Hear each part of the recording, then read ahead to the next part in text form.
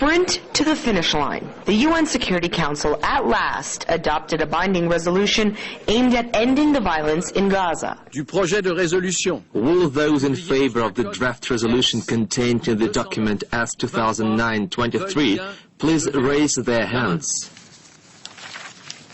The most critical call, an immediate and durable ceasefire between Hamas militants and Israeli forces fighting in Gaza.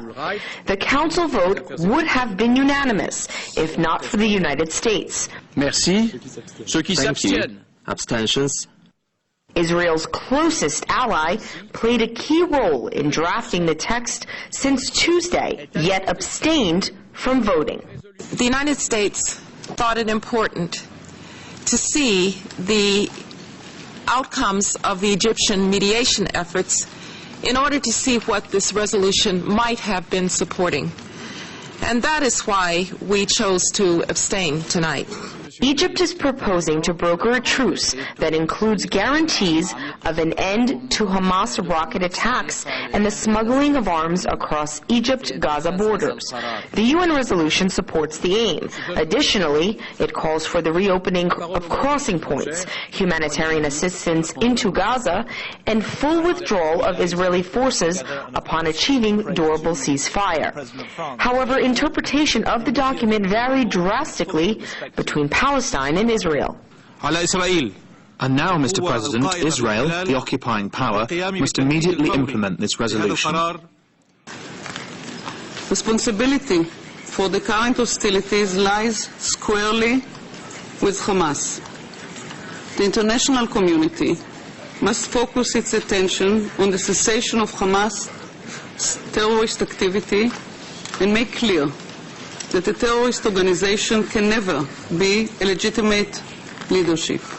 Russia, showing full support, says ultimately efforts are aimed at achieving peace. Israel and Palestine side by side in safe and recognized borders. Mr. President, the Russian Federation supported adoption of this resolution.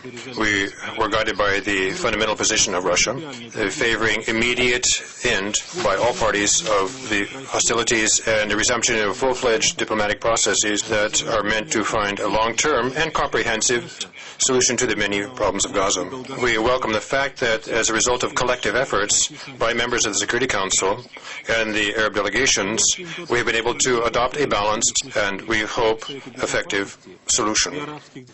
Until Thursday, the standstill came down to language. A Libyan draft resolution on the table condemned Israel's aggression.